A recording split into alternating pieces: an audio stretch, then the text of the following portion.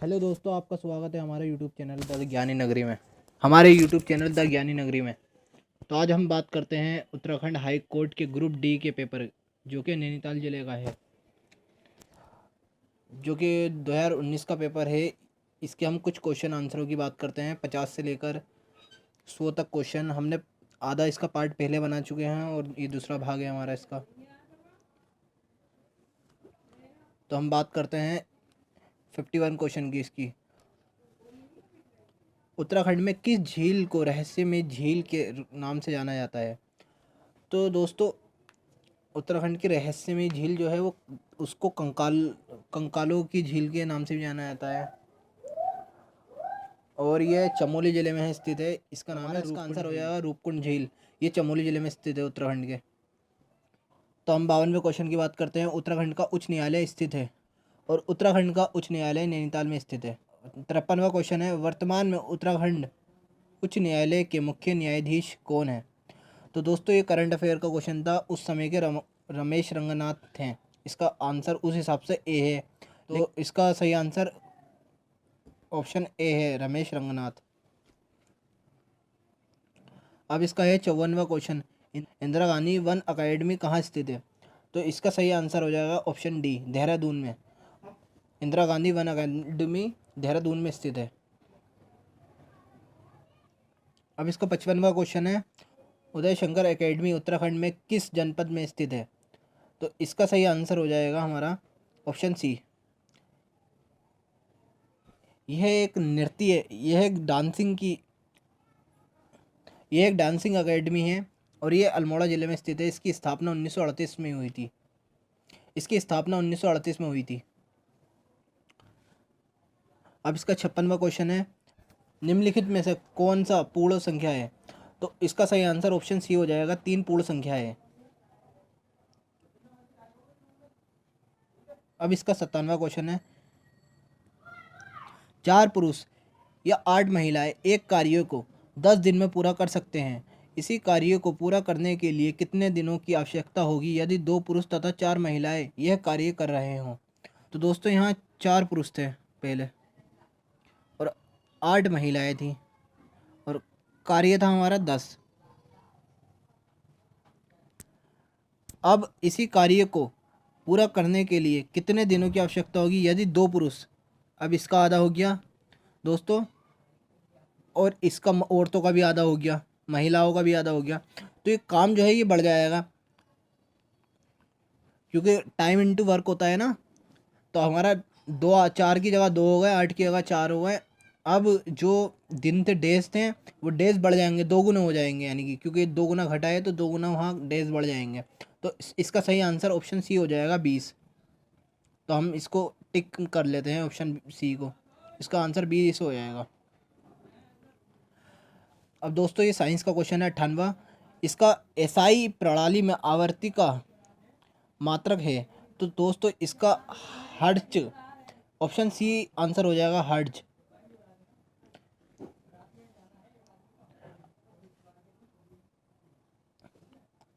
अब हम आ जाते हैं 59वें क्वेश्चन पर। पीवीसी एक उदाहरण है। तो दोस्तों, पीवीसी जो उदाहरण है वो थर्मोप्लास्टिक का है। तो दोस्तों, पीवीसी जो उदाहरण है वो थर्मोप्लास्टिक का है। इसका ऑप्शन ए हो जाएगा। अब हम बात करते हैं 60वें क्वेश्चन की। वर्तमान में भारत के राष्ट्रपति कौन है? तो इसका सही आंसर हो जाएगा रामनाथ कोविंद। इसका ऑप्शन डी सही हो जाएगा। वर्तमान में भारत के राष्ट्रपति कौन है? तो इसका ऑप्शन वर्तमान में भारत के राष्ट्रपति रामनाथ कोविंद हैं। ये वर्तमान में भारत के राष्ट्रीय सुरक्षा सलाहकार कौन है? तो दोस्तों, इसका सही आंसर हो जाएगा अजीत डोभाल। वर्तमान में भारत के राष्ट्रीय सुरक्षा सलाहकार अजीत डोभाल हैं। तो इसका सही आंसर बी हो जाएगा, अजीत डोभाल।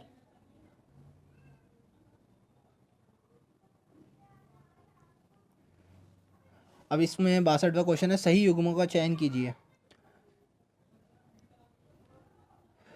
महाराष्ट्र की राजधानी मुंबई, बिहार की राजधानी पटना, सिक्किम की राजधानी गंगोटक। तो दोस्तों, ये सारे के सारे ही सही हैं। तो उपरोक्त सभी युग्म सही हैं। इसका डी आंसर हो जाएगा। सही। बक्सर का युद्ध लड़ा गया था? तो बक्सर का युद्ध तो दोस्तों बक्सर का युद्ध जो लड़ा गया था वो 1764 ईस्वी में लड़ा गया था। नवाब और मुग़ल और अंग्रेज़ों के बीच में हुआ था। ये बंगाल के बक्सर में हुआ था। प्रसिद्ध जगन्नाथ मंदिर कहाँ स्थित है? तो दोस्तों प्रसिद्ध जगन्नाथ मंदिर पुरी में है, पुरी उड़ीसा में है। इसका सही आंसर बी हो जाएगा।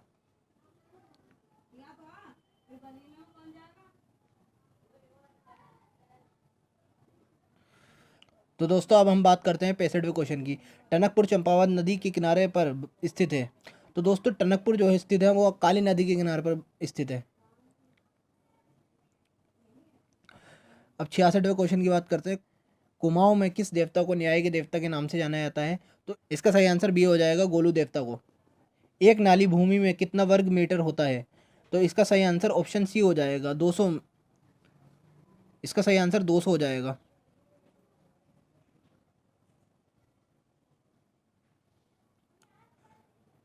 अब 68वें क्वेश्चन है हमारा, मार्कंडेय शिला कहाँ पर स्थित है? तो मार्कंडेय शिला जो स्थित है वो बद्रीनाथ में स्थित है। इसका सही आंसर बी हो जाएगा, मार्कंडेय शिला बद्रीनाथ में स्थित है। हानि का प्रतिशत ज्ञात कीजिए जबकि एक वस्तु के क्रय मूल्य तथा विक्रय मूल्य का अनुपात 5:3 हो। तो दोस्तों हम इस सवाल में 5 में से 3 घटा देंगे। तो दोस्तों 5 में से जब हम 3 घटा देंगे तो 2 आ जाएगा ऊपर। अब हमें 5 में से, क्योंकि हमारा क्रय मूल्य 5 है और हमें हानि हो रही है 2 की, तो हम 5 को नीचे रख लेंगे, मल्टीप्लाई 100, क्योंकि प्रतिशत निकालना है हमें। अब हमें 5 दूना 10, 2 बार 5 से 10 कट गया, एक जीरो ऊपर इधर आ गया, और इस 2 को और इस 20 को आपस में मल्टीप्लाई कर देंगे तो इसका आंसर 40 आ जाएगा। तो दोस्तों 40 हमारे कौन से आंसर में है? तो ए में है। इसका सही आंसर ए हो जाएगा। हानि का प्रतिशत जो है हमारा 40 है।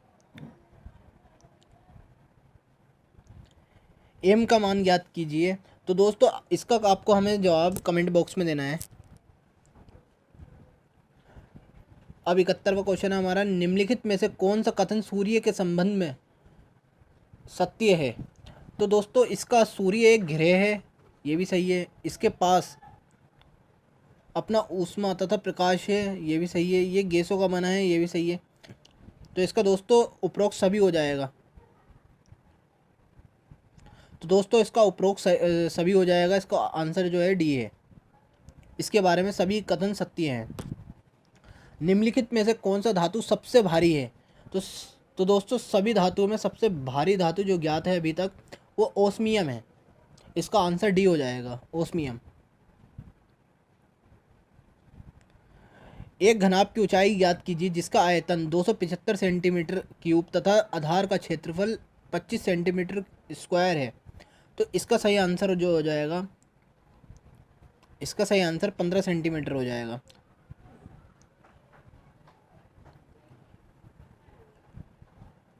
तो दोस्तों ये करंट अफेयर का क्वेश्चन है, विराट कोहली का संबंध किस खेल से है? तो किस खेल से विराट कोहली का संबंध? ऑप्शन ए, क्रिकेट से। दिए गए चित्र में समलंब चतुर्भुज का क्षेत्रफल ज्ञात कीजिए। तो इसका सही आंसर जो हो जाएगा हमारा 40 सेंटीमीटर हो जाएगा, 40 सेंटीमीटर स्क्वायर। हम बात तो दोस्तों अब हम बात करते हैं 76वें क्वेश्चन की। एक धनराशि 10% वार्षिक साधारण ब्याज की दर से कितने वर्षों में तो हम अपने से 4 गुना हो जाएगी? तो हम यहाँ पर जी को, तो हम यहाँ गुना को जी से दर्शा लेंगे। गुना -1 अपॉन में दर या वर्ष। तो दर हमारी रेट होती है या टाइम। इसको हम इस तरीके से करेंगे, 4 - 1 अपॉन में 10%, 10% है ना साधारण ब्याज की दर से, अपॉन में 100, वो मल्टीप्लाई में 100। तो दोस्तों 0 से 0 कट गया, यहाँ 4 में से 1 जाएगा तो 3 बचेगा, 10 या 30। तो ये धनराशि 30 वर्षों में अपने से 4 गुना हो जाएगी। इसका सही आंसर है ऑप्शन सी। एक समतल दर्पण आपतन कोण 25 डिग्री है तो इसका परिवर्तन कोण क्या होगा? तो इसका सही आंसर हमें आप कमेंट बॉक्स में दीजिए। मलेरिया एक वाहक प्रोटोजुआ है, तो और ये होता है, ये मादा एनोफिलिस मच्छर से होता है। तो इसका सही आंसर सी हो जाएगा, मादा मादा एनोफिलिस मच्छर से। अब हमारा 79वां क्वेश्चन है, दो संख्याओं का योग 95 है, यदि एक संख्या दूसरे से 15 अधिक हो तो 15 अधिक है तो संख्या को ज्ञात कीजिए। तो दोस्तों इसका योग जो है वो 95 है और 15 अधिक है, एक दूसरे से 15 अधिक है। तो दोस्तों इसका सही आंसर ऑप्शन डी हो जाएगा, इनमें से कोई नहीं। क्यों दोस्तों, कहीं भी हमें कुछ नहीं दिख रहा है इसके बारे में, इस जैसा रिलेटिव को। तो दोस्तों इसके बारे में हमें कहीं भी कुछ रिलेटिव नहीं दिख रहा है इससे, तो इसका आंसर हो जाएगा इनमें से कोई नहीं। ऑक्टागोन में शीर्षों की संख्या कितनी होती है? तो दोस्तों इसका सही आंसर जो हो जाएगा हमारा ऑप्शन ए हो जाएगा। ऑक्टागोन में शीर्षों की संख्या 3 होती है, इसका सही आंसर ए हो जाएगा।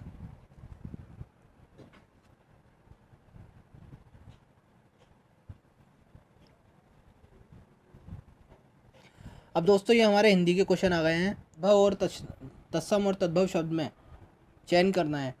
तो दोस्तों तत्सम शब्द वह होते हैं जो संस्कृत के होते हैं, और तद्भव वो होते हैं जिनका हम प्रयोग करते हैं हिंदी में, जो कि खुद मनुष्य द्वारा बनाए गए होते हैं। तो ये संस्कृतिक भाषा है तत्सम, और ये तद्भव ये हिंदी भाषा या हमारी नॉर्मली भाषा है। तो अग्नि जो है वो तत्सम है, सही है। इसका आगे तद्भव सही है। अब बी ऑप्शन है हमारा नासिका, तो इसका नाक, ये भी सही है। रात्रि का रात, ये भी सही है। होलिका होलिका, तो दोस्तों इसका ऑप्शन जो है डी गलत है। इसमें होलिका तत्सम है और होली तद्भव है। शुद्ध शब्द का चयन कीजिए। तो दोस्तों इसमें आपको कौन सा दिख रहा है शुद्ध शब्द? तो इसका सही आंसर है आधार। आ में आगंडा आ, धा में आगंड बड़ा आ, धा में आगंडा धा और रा, आधार। इसका सही आंसर हो जाएगा ए।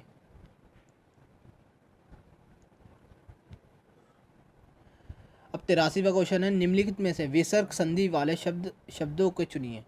तो दोस्तों इसका विसर्ग संधि वाले शब्द हैं हमारे दुष्कर्म, दू प्लस दूधन कर्म, दुष्कर्म। निम्नलिखित में से सही संधि विच्छेद वाला शब्द को चुनिए। दैनंद का आनंद, संग्रह धनालय। तो इसका सही आंसर जो हो जाएगा हमारा ऑप्शन सी, इसका सही आंसर जो हो जाएगा हमारा ऑप्शन सी हो जाएगा।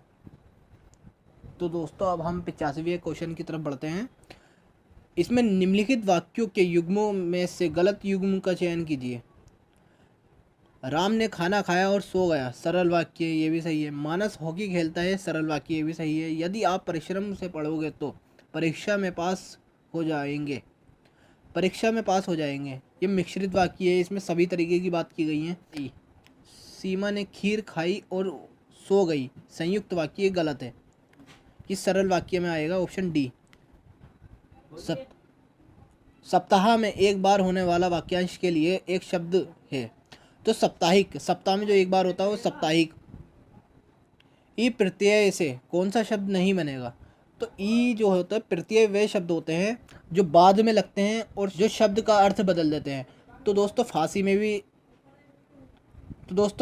में भी ई लगा है, रैली में भी ई लगा है, हंसी में भी ई लगा है, बट बी में नहीं लगा है। तो इसका कतरन में कहीं भी ई नहीं लगा है, कतरन में ई कहीं भी नहीं लगा है। तो इसका सही आंसर ऑप्शन बी हो जाएगा।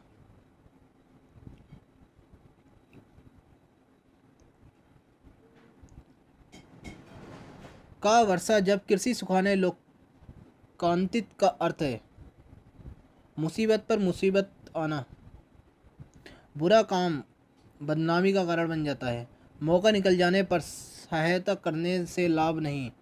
तो दोस्तों इसका 88वें का सही आंसर हो जाएगा ऑप्शन सी, मौका निकल जाने पर सहायता करने से लाभ नहीं। दीवारों के भी कान होते हैं, मुहावरे का अर्थ है। तो तो दोस्तों इसका सही आंसर होता है, तो दोस्तों इसका सही आंसर है ऑप्शन ए, रहस्य खुलने की आशंका होना। तो दोस्तों अब हम बढ़ते हैं 90वें क्वेश्चन की तरफ। 90वें क्वेश्चन की तरफ, चंद्रमा का पर्यायवाची शब्द है। तो चंद्रमा का पर्यायवाची शशि भी है, सुधांशु भी है, सुधाकर भी है, उपरोक्त सभी इसका सही आंसर हो जाएंगे 90वें का।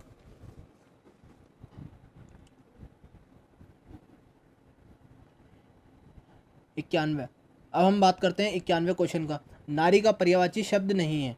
तो दोस्तों नारी का पर्यायवाची शब्द जो है, तो दोस्तों नारी का जो पर्यायवाची शब्द नहीं है वो पय है, पय नहीं है, वो पय नहीं है, ऑप्शन बी हो जाएगा। तो दोस्तों अगर आपको हमारी अगर वीडियो पसंद आई हो तो प्लीज़ हमारे चैनल को लाइक, तो प्लीज़ हमारे चैनल को सब्सक्राइब जरूर कीजिए। तो प्लीज़ हमारे चैनल को, तो प्लीज़ हमारे चैनल को सब्सक्राइब जरूर कीजिए और बेल आइकन दबाना ना भूलिए, और बेल आइकन दबाना ना भूलिए। तो हम बात करते हैं 92वें क्वेश्चन की तरफ। तो हम बात करते हैं 92वें क्वेश्चन की, अग्रज का अनुज। तो दोस्तों हम बात करते हैं 92वें क्वेश्चन, तो दोस्तों अब हम बात करते हैं 92वें क्वेश्चन की, अग्रज शब्द विप्रातक। तो इसमें विलोम, तो दोस्तों अब इसमें हमें विलोम शब्द बनाना, तो दोस्तों अब हमें, तो दोस्तों इसमें हमें विलोम शब्द बताना है। अग्रज का अनुज, संयोग का संयोगी, पक्ष का पक्षकार, पवित्र का शुद्ध। तो इसका दोस्तों, तो दोस्तों इसका सही आंसर जो हो जाएगा ऑप्शन, तो दोस्तों इसका सही आंसर जो हो जाएगा ऑप्शन बी, ऑप्शन बी अग्रज का अनुज।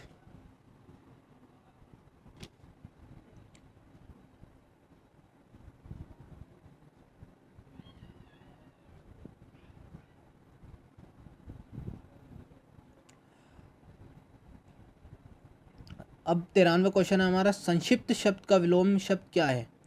तो संक्षिप्त का हमारा विलोम हो जाएगा विस्तृत, यानी कि छोटे का बड़ा। तो इसका ऑप्शन है हमारा सी, ये सही है। जिसका अब 94 की बात, अब 94 क्वेश्चन की बात करते हैं, जिसका पति जीवित हो के लिए शब्द का प्रयोग होगा। तो जिसका पति जीवित होता है उसके लिए हम साध्वी का प्रयोग करते हैं, ऑप्शन बी हो जाएगा।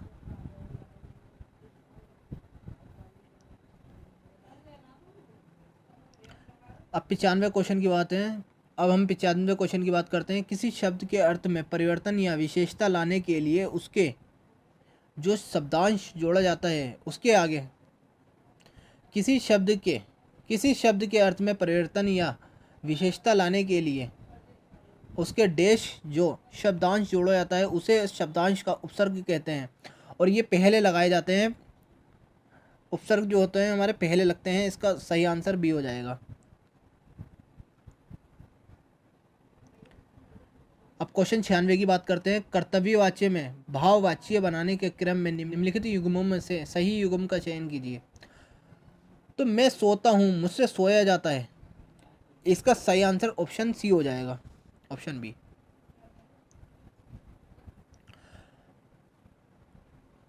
निम्नलिखित में से बहुवचन शब्द चुनिए। तो इसमें बहुवचन जो शब्द है हमें अलग ही दिख रहा है, वो बिटिया है। 98वां क्वेश्चन है, अब गज भर छाती का होना।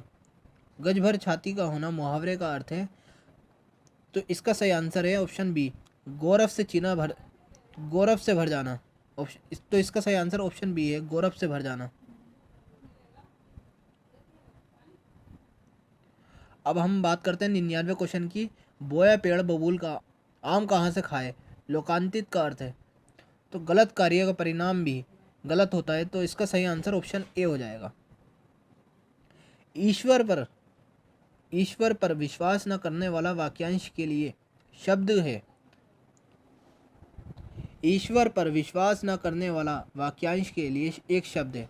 तो इसका जो ईश्वर पर विश्वास नहीं करता है उसको कहते हैं नास्तिक, और आस्तिक वह होता है जो ईश्वर पर विश्वास करता है, जो ईश्वर पर विश्वास करता है। तो दोस्तों इसी के साथ हमारी वीडियो ख़त्म होती है। तो प्लीज़ हमारे चैनल को सब्सक्राइब कीजिए, और ऐसी ही वीडियो पाने के लिए प्लीज़ बेल आइकन को दबाना ना भूलें, और इसको लाइक शेयर ज़रूर करें।